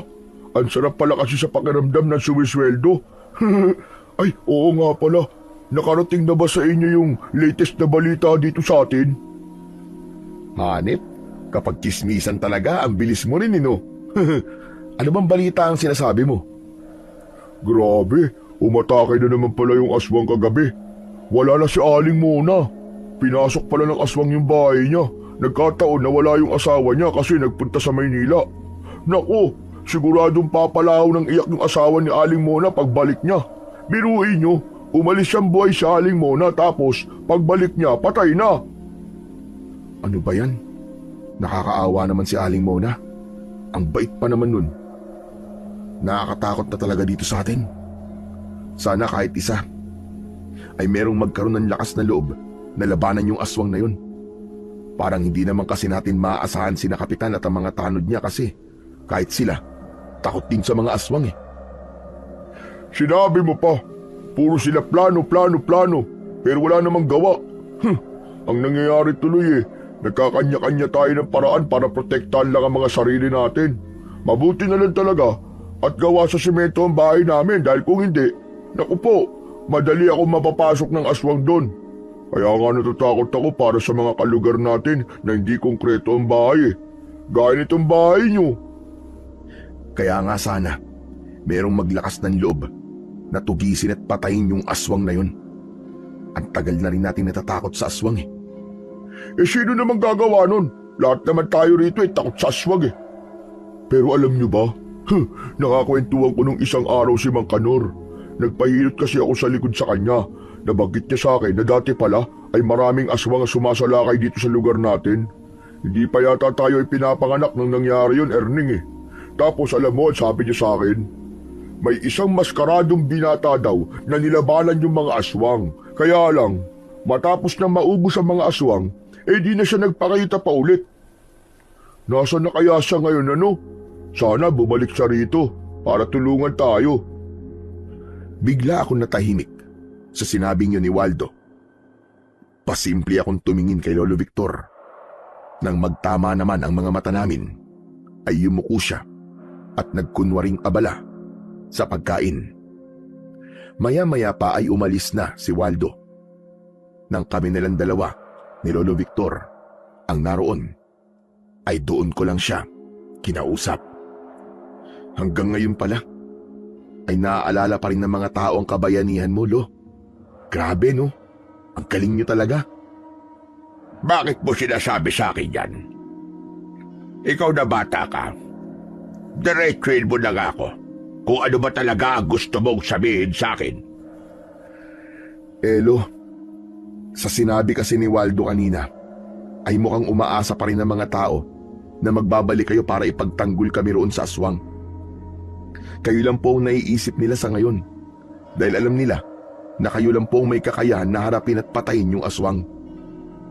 Pinag-usapan na natin yan. Sinabi ko na sa'yo na hindi ko na kayang makipaglaban pa sa mga aswang. Kahit pa isang aswang lang yon, ay mas malaki pa rin ang posibilidad na matalo ako at mamatay. Bakit na po? Gusto mo na ba akong mamatay, ha? Siyempre naman, Lo, hindi. Ang ibig ko lang pong sabihin, kung hindi nyo na po kaya, ay baka pwedeng ipagamit nyo na lang po sa ibang anting-anting nyo nang hindi po masayang. At kanino ko naman ipapagamit yun, Aber? Nagtatanong pa talaga kayo, Lo. Ako na nga po itong nasa harapan nyo di sa akin po. Sa akin nyo po ipagamit ang anting-anting. May iba pa po ba kayong naiisip? Ako lang naman po ang kasama nyo. Huwag mo nga akong binibiro ng ganyan, Erning. Hindi po ako nagbibiro, Lo. Seryoso po ako sa pagkakataon na to. Natatakot na po ako sa mga nangyayari sa baryo natin, Lo. Parami na po ng parami ang namamatay. Nangangako po ako sa inyo. Nagagawin ko po ang lahat para matalo ko yung aswang. Tama na, Erning. Hindi ko na nagugustuhan ang usapang ito. Hindi mo gagamitin ang antig-antig at hindi ka makikipaglaban sa aswang. Ayokong ilagay mo sa alaganin ng buhay mo. Paano kung mamatay ka? Paano talaga ako? Kayo na rin po nagsabi na makapangyarihan po ang anting-anting na yun, Lo. Malakas pa po ang katawan ko at naniniwala ako na kaya ko pong patayin yung aswang. Basta hayaan niyo po akong gamitin ang inyong anting-anting. Sinabi ng tama na. Sa pagkakataong ito, Erning, ay ako at susundin mo. Hindi ka makikipaglaban sa aswang. Tapos ang usapan.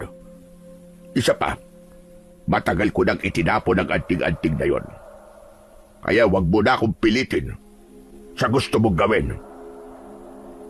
Gusto ko pa sanang pilitin si Lolo Victor sa gusto kong mangyari, pero nakita ko na pinal na ang kanyang desisyon. Labis akong nalungkot dahil alam ko na habang buhay pa yung aswang, ay patuloy na madadagdagan ang mga biktima niya. Naniniwala ako na malakas ang loob ng aswang na sumalakay sa aming baryo dahil alam niya na walang may lakas ng loob. Nalabanan siya.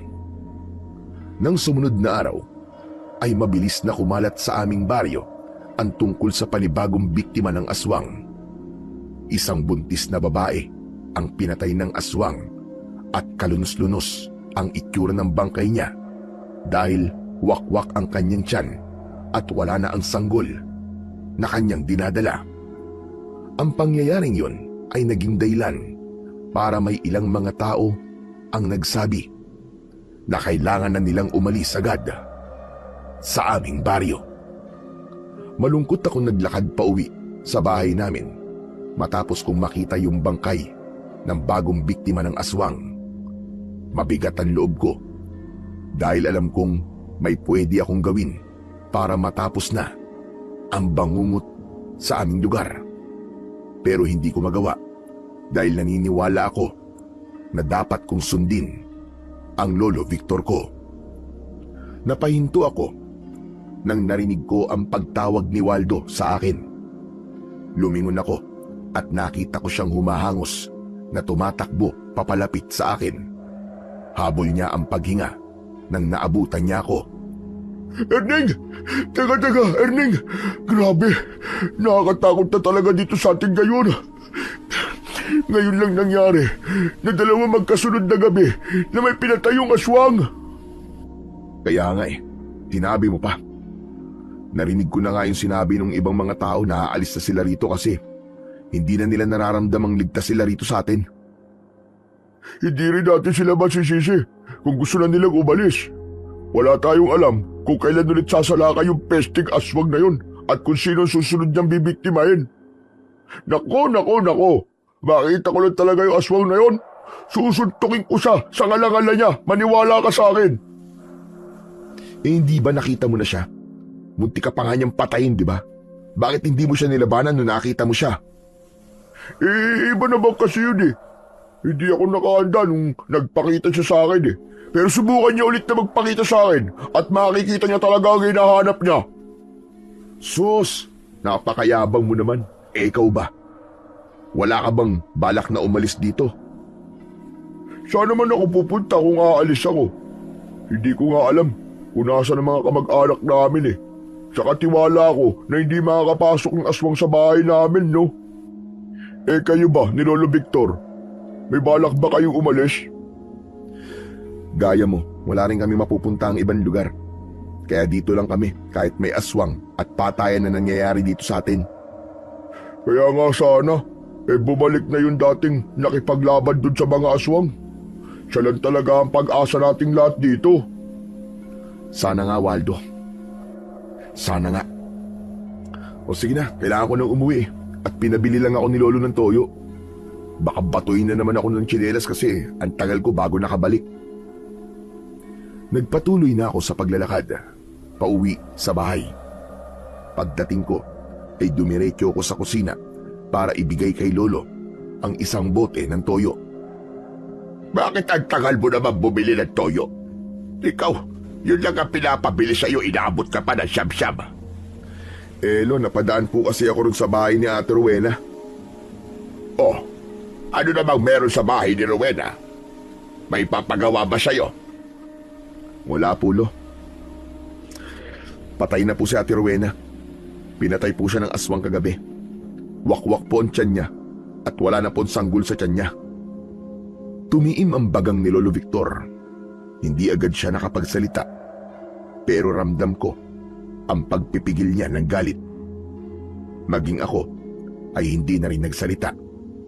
Ipinagdasal ko na sana sa pagkakataong yun ay magbago na ang isip ng lolo ko at payagan niya na akong gamitin ang kanyang makapangyarihang anting-anting. Ngunit nabigo ako dahil tumalikod sa akin si Lolo Victor at itinuon na niya ang kanyang atensyon sa kanyang niluluto. Napabuntong hininga na lamang ako at tinanggap ko na kahit na anong mangyaring masama sa aming baryo, ay hinding-hindi ako papayagan ng lolo ko na gamitin ang kanyang makapangyarihang anting-anting.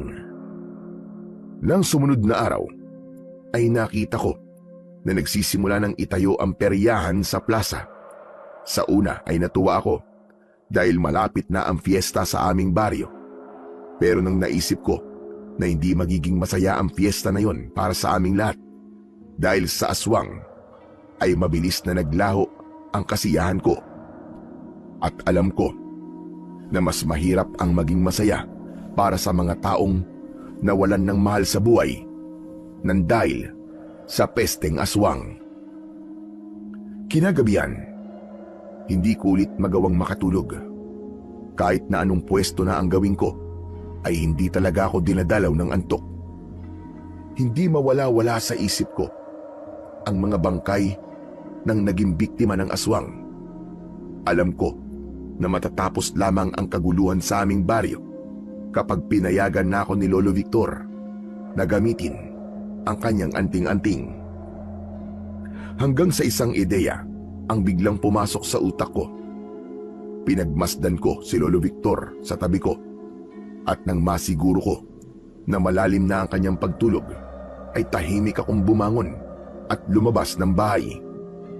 Hinukay ko ang anting-anting at maskara sa likod ng bahay. Matapos yun, ay nagtungo ako sa bahay ni Waldo. Kumatok ako ng malakas sa pinto. Hindi nagtagal ay bumukas ang ilaw sa loob ng bahay ni Waldo at pinagbuksan ako ng pinto. Pupungas-pungas pa siya at halatang naabala ko ang pagtulog niya. Oh, ano ba yun, Erning? Ano naman ginagawa mo rito ng ganitong oras? Pambira ka, oo. Ang imbing-imbing na ng tulog ko eh. Pinutol mo pa yung maganda kong panaginip. Pwede ba akong pumasok, Tol? I-check ko lang ang linya ng kuryente dito sa bahay mo. Ha? At bakit naman bigla mong naisip gawin niyang pambira ka? Ganitong oras pa talaga? Bukas na lang. Umuwi ka na at baka makasalubong mo pa yung aswang eh. Alam mo kasi, na naginip ako kanina na may pumutok na kable rito sa bahay mo tapos nasunog tong bahay mo. Nakulong ka raw dito at natusta ka. Nag-alala lang ako sa'yo. Kaya kahit 10 oras, pinuntahan kita rito. Ito naman nagmamalasakit lang yung tao eh. Teka, totoo ba yung sinasabi mo? Oo nga, hindi ba minsan ang panaginip ay nagkakatotoo? Parang pangitain ba? Baka ngayon mangyari yung napanaginipan ko kaya mas mabuti nang makasigurado tayo na ligtas ka. O sige, pasok ka. I-check mo ang linya ng kuryente rito. Hindi ko pinangarap na matustanan dahil sa sunog, ano? Lihim akong napangiti dahil nagawa kong mapaniwala si Waldo sa mga sinabi ko. Ang totoo kasi ay papakainin ko ng kuryente ang anting-anting sa bahay niya. Hindi ko kasi yung pwedeng gawin sa bahay namin dahil malaki ang posibilidad na mahuli ako ni Lolo Victor. Ayokong malaman niya na sinuway ko siya at pinili kong gamitin pa rin ang anting-anting niya kahit ayaw niyang gawin ko yun. Pagpasok ko sa bahay ni Waldo, ay dumiretso kagad ako sa kwarto niya. Susundan sana ako ron ni Waldo, pero agad kong isinarado ang pinto at inilak. Sunod-sunod nakatok si Waldo sa pinto. Hoy, Erning!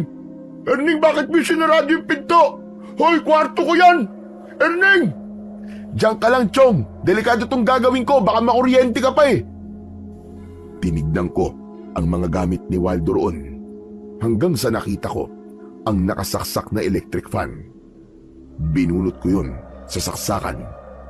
Hinawakan ko ang anting-anting na nakasabit sa aking leeg at sinaksak ulit ang electric fan habang nakadampi ang aking daliri sa bakal na parte ng plug ng electric fan. Wala akong naramdaman na kuryente.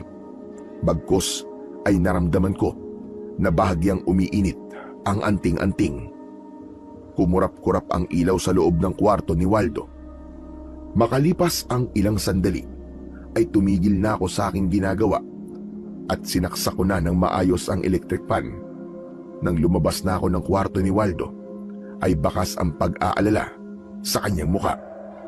O ano, Chong? Kumusta? Maayos ba ang linya ng kuryente sa kwarto ko? Okay na okay. Wala kang dapat na ipag-alala. Makakatulog ka ng maimbing at hindi ka matutusta. Pero Chong, bakit kanina biglang kumurap-kurap yung ilaw dito sa sala? Nagkataon lang yun. Normal yun kasi liblib ang baryo natin. Kaya sadyang mahina ang supply ng kuryente dito. O sige Chong, aalis na pala ako. Maraming salamat. Matulog ka na ulit. Ha? Aalis ka na kaagad? Hindi mo pa nga na-check yung ibang linya ng kuryente dito eh. I-check mo rin doon sa kusina at saka doon sa banyo. Okay na yun, Chong. Basta wala ka nang dapat na ipag-alala. Hindi ka na nga matutusta rito sa bahay mo. Maniwala ka sa akin. Sigurado ka ha? Oo, sabi. O sige na, alis na ako ha. Maraming salamat ulit, best friend. Nagmamadali akong umalis sa bahay ni Waldo. Napakasaya ko dahil nagtagumpay ako sa aking plano. Naramdaman ko na ang enerhiyang bumabalot sa anting-anting na suot ko. Plano ko rin kasi na magronda sa gabing yon, kaya kailangan ko talaga ang tulong ng anting-anting. Wala kasi akong idea na makakaharap ko ba yung aswang o hindi, kaya mas mabuti ng sigurado ko na kaya ko siyang labanan sa sandaling magkaharap kami.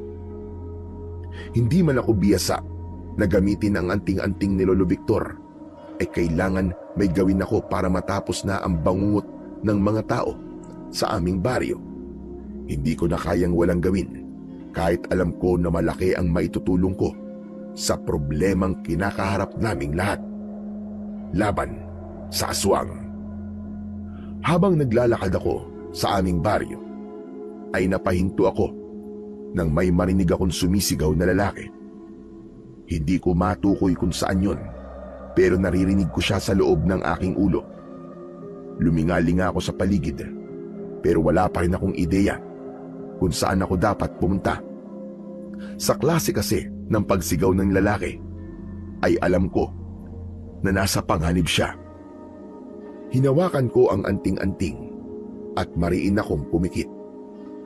Anting-anting, pakiusap. Tulungan mo akong hanapin kung nasaan ang nangangailangan ng tulong. Kailangan ko siyang mapuntahan kaagad bago pa mahuli ang lahat. Sa pagbukas ko ng aking mga mata, ay naramdaman ko na para bang may gumagabay sa akin. Kusang gumalaw ang mga paa ko at tila dinadala ko nun sa kung nasaan ang lalaking sumisigaw. Makalipas ang ilang sandali, ay huminto ako sa harap ng isang bahay na nakabukas ang pinto. Muli kong narinig ang malakas na pagsigaw ng lalaki. Hinugot ko mula sa gilid ng aking shorts ang maskara ni Lolo Victor. Mabilis ko yung isinuot at saka ako tumakbo papasok sa bahay. Nagulantang ako nang makita ko ang isang nakakatakot na nilalang na nakikipagpambuno sa isang lalaking sugatan at duguan. May makapal na balahibong itim ang buong katawan ng nilalang. Matutulis ang kanyang mga kuko at pulang-pula ang kanyang mga mata. Nakakatakot ang kabuuan ng kanyang itsura. Para siyang isang halimaw na hinugot sa kailaliman ng impyerno. Sigurado ko na yun na ang aswang na namemerwisyo sa aming baryo. Walang pagdadalawang isip na nilapitan ko ang aswang. Nang tumingin siya sa akin, ay hinawakan ko ang magkabilaan niyang balikat at walang kahirap-hirap ko siyang itinapon palabas ng pintuan. Mabilis kong sinundan sa labas ang aswang. Tumayo siya at galit na galit niya akong hinarap. Hinanda ko ang aking mga kamao. Mariin ko yung ikinuyom at naramdaman ko ang pagdaloy ng kuryente mula sa anting-anting papunta sa mga kamay ko. Kahit ang takot na nararamdaman ko ay tila himalang nawala. Doon ko napagtanto na hindi lang kapangyarihan ang kayang ibigay ng anting-anting, kundi maging tapang. Hoy, Diablong Buang! Ano pang tinatayo-tayo mo riyan ha? Bakit hindi ka pa umatake? Isang malakas na pag-angil ang pinakawalan ng aswang bago siya mabilis na tumakbo papunta sa akin. Inihanda ko ang aking sarili sa gagawin kong pag-atake. Pero nang malapit na siya sa akin, ay bigla siyang nawala sa aking harapan. Nanlaki ang mga mata ko nang may naramdaman akong presensya sa aking likuran. Mabilis akong lumingon at nakita kong naroon ang aswang. Nakaumang ang matutulis niyang kuko. Mabilis akong yumuko nang akmang kakalmutin niya ako. Habang nakayuko ako, ay malakas kong sinuntok sa tiyan ang aswang. Kasabay nun ay nagpakawala ng malakas na bultahe ng kuryente ang aking kamao. Kaya naman, tumilapon ang aswang. Manghang-mangha ako sa aking nagawa ng mga sandaling yon. Marahang tumayo ang aswang habang bakas sa mukha niya ang labis na sakit. Ang buong akala ko ay muli siyang aatake sa akin, pero mabilis siyang tumakas at agad siyang nawala sa aking paningin. Grabe! Ang bilis naman mawala nun. Sayang! Mapapatay ko na sana siya. Biglang lumabas ang lalaking inatake ng aswang kanina. Nanlaki ang mga mata ko dahil puno siya ng dugo. Agad ko siyang nilapitan para alalayan. Umiiyak siyang nakiusap sa akin na dalhin ko siya sa ospital. Teka, sandali lang ha. Tatawag lang ako ng tulong. Tulong! Tulungan niyo kami! May kailangan dalhin sa ospital dito! Tulong! Paulit-ulit ko yung isinigaw hanggang sa may mga tao nang lumabas sa kani-kanilang mga bahay. Napagtanto ko na kahit may suot akong maskara ay hindi ako maaaring makita ng mga tao dahil baka makarating yun kay Lolo Victor. Kaya ibinaba at inihiga ko na sa lupa yung lalaki. Pasensya ka na. Kailangan ko nang umalis. Nandiyan naman na mga taong tutulong sa iyo eh. Sabihin mo, nadaling ka nila sa ospital. Sige, alis na ako. Habang papalapit sa amin ng mga tao, ay pinilit kong itago ang mukha ko sa kanila. Nagmamadali akong tumakbo palayo at hindi na ako lumingon pa. Hindi muna ako dumiretso sa bahay namin dahil baka mayroon pa ring nakasunod sa akin. Kung saan-saan ako nagpuntang parte ng aming baryo at nang masiguro kong wala ng tao sa paligid ko, ay saka ko inalis ang aking maskara. Hinubad ko rin ang anting-anting at inilagay ko yon sa aking bulsa. Hanggang sa naglakad na ako pabalik sa aming bahay. Pumunta muna ako sa likod upang muling ibaon kung saan ko kinuha ang anting-anting. Sinigurado ko na hindi mahahalata ni Lolo Victor na muli ko yung hinukay, kaya tinapak-tapakan ko yung lupa para maging pantay yun. Tahimik akong pumasok sa aming bahay.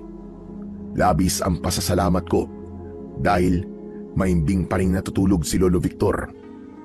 Humihilik pa siya at bahagya pang ang nakanganga. Nang nakahiga na ako sa tabi niya, ay marahan akong nagpakawala ng malalim na paghinga. Nakangiti akong tumingin sa kawalan habang inaalala ko ang ginawa kong pakikipaglaban doon sa aswang. Hindi ko akalain na magagawa ko siyang mapaatras at ramdam kong natakot siya sa akin. Pero ang totoong nagpasaya sa akin ay ang katotohanan na meron akong isang buhay na nailigtas.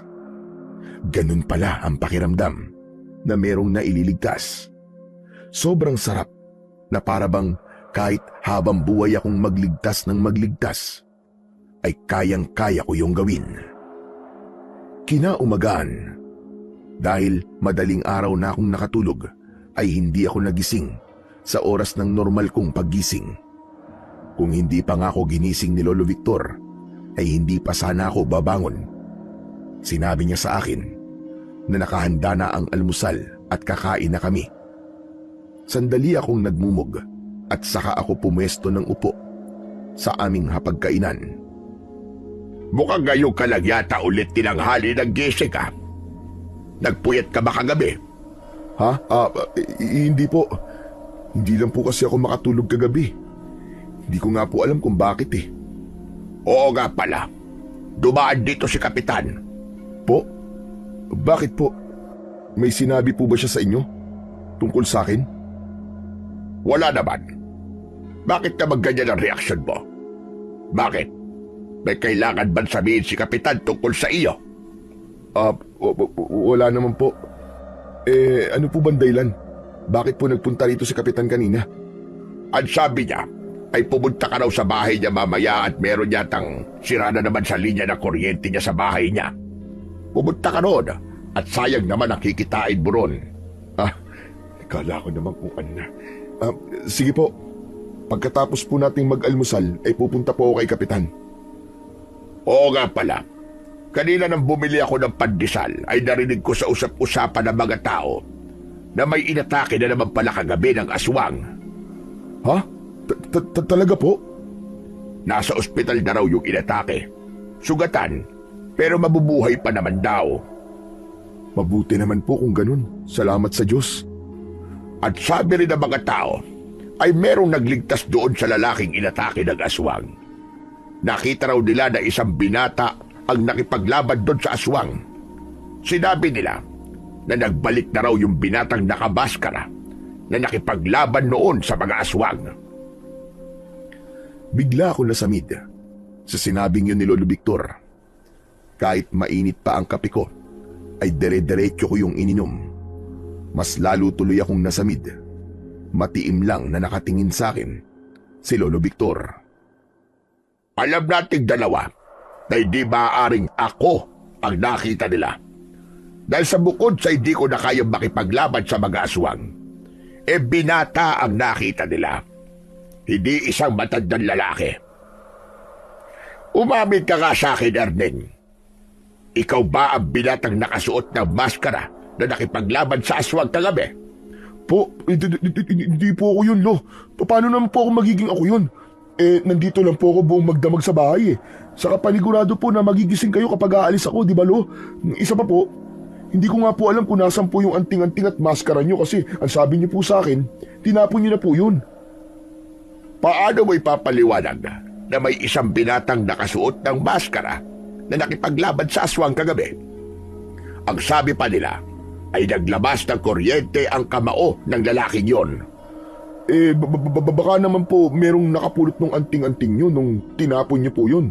O hindi po kaya may iba pang tao na merong kagaya ng anting-anting nyo. O di ba posible naman po yun, Lo eh. Siguraduhin mo lang na nagsasabi ka ng totoo.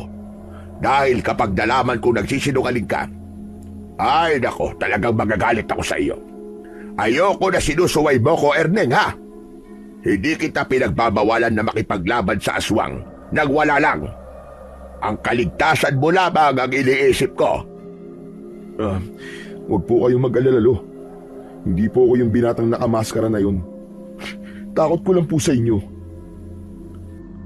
Yumuko ako at itinuon ko na lang ang aking atensyon sa pagkain. Pero kahit hindi ako nakatingin kay Lolo Victor, ay ramdam ko pa rin ang mabigat na tingin niya sa akin.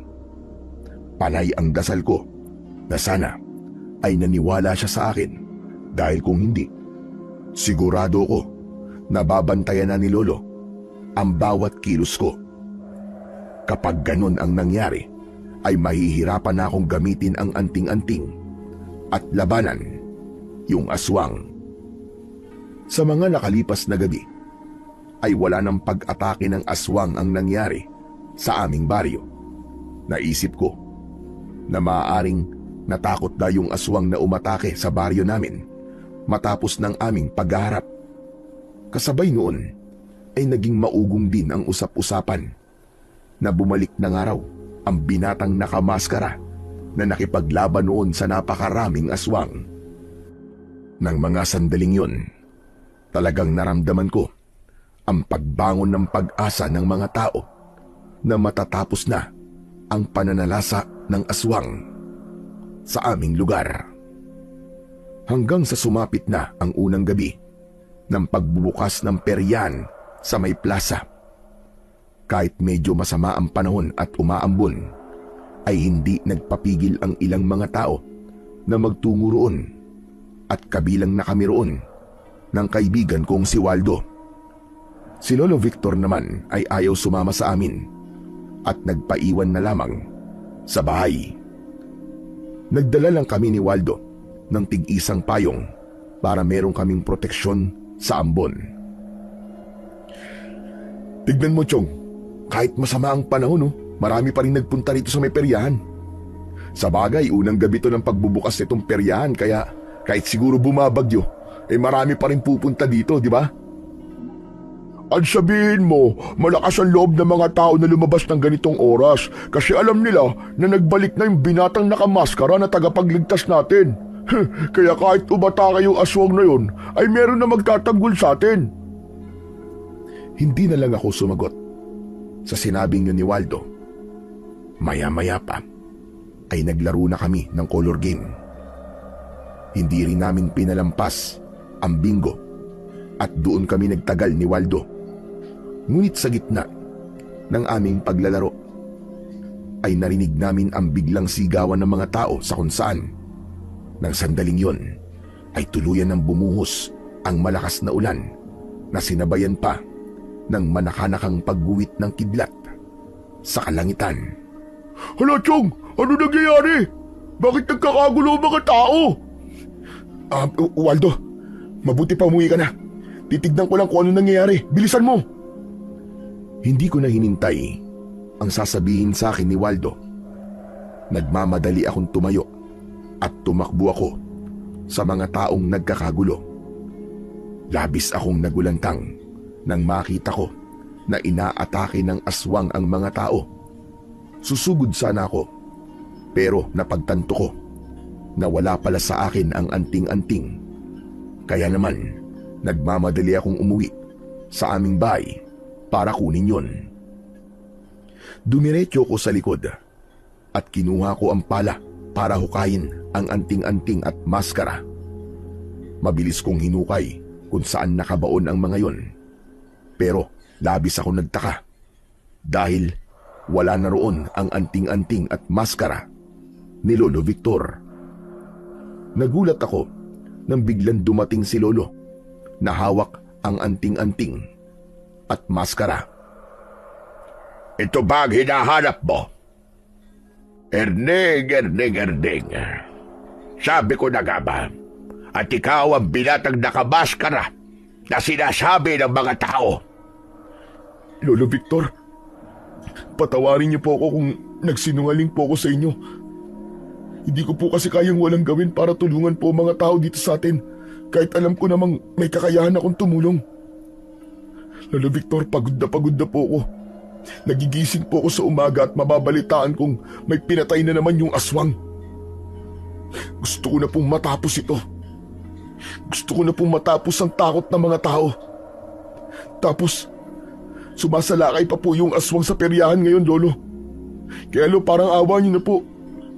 Kahit ito na po ang huling beses na ipagamit niyo sa akin ng anting-anting. Nakikiusap po ako sa inyo, Lo. Matagal akong tinignan ni Lolo Victor hanggang sa lumapit siya sa akin at hindi ako makapaniwala nang ibigay niya sa akin ang anting-anting at maskara.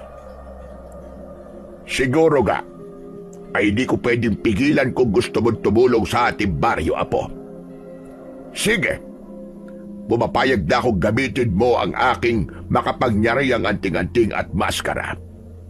Basta, Apo, siguraduhin mo lang na uuwi ka rito ng buhay, Opo, Lo, nangangako po ako. Maraming salamat po. Maigpit kong niyakap si Lolo Victor. Isinuot ko na ang maskara at anting-anting. Matapos yun ay pumasok na ako sa bahay para pakainin ng kuryente ang anting-anting. Ngunit sa kasamaang palad ay kumidlat ng napakalakas. Nakarinig kami ng malakas na pagputok at kasunod nun ay namatay ang lahat ng ilaw sa aming baryo. Diyos ko po, bakit naman ngayon pa nagkaroon ng problema ang linya ng kuryente? Erding, huwag mo munang hanapin ang aswang. Walang kapangyarihan ng anting-anting. Kung hindi mo yan mapapakain ng kuryente, mapapahamak ka! Ngunit hindi ko pinakinggan si Lolo Victor. Mabilis akong tumakbo palabas ng bahay at kahit na anong pagsigaw niya sa pangalan ko, ay hindi ako huminto. Dire-diretso akong tumakbo hanggang sa nakarating na ako sa plaza. Patuloy pa rin ang pag-atake ng aswang sa mga taong naroroon. Isang lalaki ang nilalapa na ng aswang. Maigpit kong hinawakan ang anting-anting.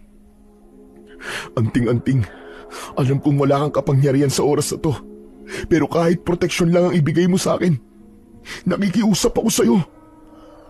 Buong tapang kong sinugod yung aswang. Malakas kong sinuntok ang likod niya, pero dahil walang kapangyarihan ng anting-anting, ay walang kuryente na lumabas sa aking kamao. Mabilis na humarap ang aswang sa akin at napaatras ako nang malakas siyang umangil. Tumalon ang aswang pasugod sa akin. Sinalubong ko siya, pero masyadong mabilis ang kanyang galaw. Tinamaan ako ng matatalim niyang kuko sa balikat at malakas akong napasigaw dahil sa labis na sakit. Humabol ako ng suntok, pero mabilis na umiwas ang aswang at sinipa niya ako sa sikmura. Napaluhod ako at halos panawan ako ng ulirat. Pinilit kong tumayo, pero muli akong sinugod ng aswang. Tinulak niya ako at tumilapon ako. Umikot ang paningin ko. Kahit nangihina, ay pinilit ko pa ring lumaban. Pero wala akong naging laban sa aswang. Tila pinaglalaruan lang niya ako ng mga oras na yon sa sunod-sunod niyang pagkagat at pagkalmot sa iba't ibang parte ng aking katawan. Nang muli akong sugurin ng aswang, ay umatras ako at napahawak ang kamay ko sa bakal na poste ng ilaw sa plaza. Sakto na biglang kumidlat at bumagsak ang bultahe ng kuryente diretso sa poste. Tumagos sa kamay ko ang kuryente mula sa kidlat at pumasok yon sa aking anting-anting. Nanlaki ang mga mata ko nang magsimula ng maglabas ng kuryente ang aking mga kamay. Naramdaman ko rin ang lakas na bumalot sa aking katawan hanggang sa kahuli-huli ang himaymay ng aking laman. Matiim kong tinignan ang aswang na bahagyang napaatras nang makita ang nagliliwanag kong mga kamao. Ngayon palang magsisimula ang totoong laban at sisiguraduhin kong hindi ka na makakatakas pa sa pagkakataong ito. Anak ka ng teteng! Tumayo ako ng mas matatag. Muling umatake ang aswang, pero sa pagkakataong yun ay nagawa ko ng salubungin ng pag-atake niya. Isang mabilis na suntok ang pinatama ko sa dibdib ng aswang at tumilapon siya ng ilang metro. Mabilis ko siyang nilapitan at pinaulanan ko siya ng magkakasunod na malakas na suntok sa iba't ibang parte ng kanyang katawan. Ang bawat suntok na pinapakawalan ko ay nagpapakawala ng napakalakas na boltahe ng kuryente na maihahalin tulad sa kidlat. Hanggang sa bumulagta na ang aswang sa lupa. Naghihingalo na siya at halos hindi na makagalaw. Tumayo ako sa tabi niya at galit na galit ko siyang tinignan. Hayop ka! Sa gabing ito, tatapusin ko ng kasamaan mo. Marami ka ng kinuwang mga inosenteng buhay, kaya walang ibang maaaring maging kaparusahan sa'yo, kundi ang kamatayan! Mariin kong ikinuyom ang aking kaliwang kamao at buong puwersa ko yung isinuntok sa dibdib ng aswang. Nagpakawala ng malakas na boltahe ng kuryente ang aking kamao at dumalo yun sa katawan ng aswang. Hindi ko inalis ang kamao ko sa dibdib ng aswang hanggang hindi nauubos ang kuryenteng inilalabas ng anting-anting. At sa wakas, tuluyan nang nawalan ng hininga ang pesteng aswang. Nakita ko ang mga taong nakapaligid sa akin na masayang-masaya sa pagkakapatay ko sa aswang. Ginamit ko ang natitira kong lakas para lumayo. Tumakbo ko sa gitna ng ulan. Kailangan ko kasing makaalis kagad dahil baka makilala ko ng mga taong naroroon. Hindi nagtagal ay nakarating ako sa magubat na bahagi ng aming baryo. At doon ko naramdaman ang sakit ng mga sugat sa aking katawan hanggang sa tuluyan na akong nawalan ng malay. Ang huli kong natatandaan ay ang malakas na pagbagsak ko sa basang lupa. Nang magkaroon na ako ng malay, ay hindi ako makapaniwala na nasa loob na ako ng aming bahay. Nakahiga ako sa papag at puno ng benda ang aking katawan. Ang una kong nakita ay si Lolo Victor na nakangiti sa akin. Lo, paano nandito ako? Nung tumakbo ka matapos mong patayin yung aswang, ay sinundan kita kagad. Mabuti na lang at ako nakakita sa'yo. Nang nawalan ka ng malay, agad kita dinala rito sa bahay para gamutin ang mga sugat mo. Maraming salamat po, Lo. Pero sorry po kasi umuwi po ako ritong sugatan. Ay, nako. Huwag mong isipin yon. Ang importante ay buhay ka at nagawa mong patayin ang pesteng aswang na yon. Pambihira ka, Apo. Ipinagmamalaki kita. Hindi ako makapaniwala nang kunin ni Lolo Victor ang isa kong kamay at inilagay niya roon ang anting-anting at maskara. Simula ngayon, Apo, ay di na kita pagbabawalan na gamitin ang mga yan.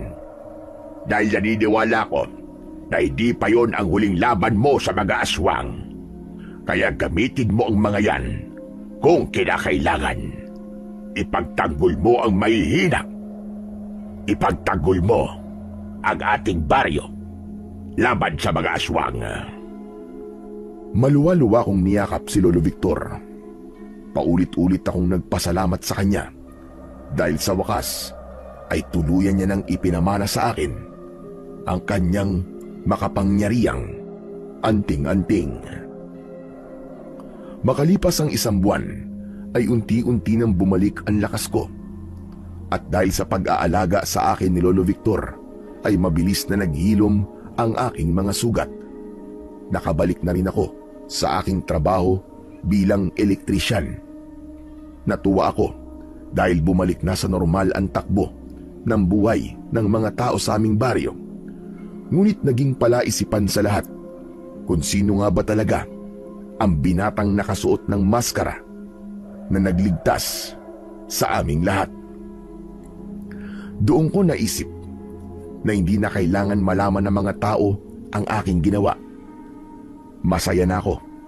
Naligtas silang lahat at nagbalik na ang kapayapaan sa aming baryo.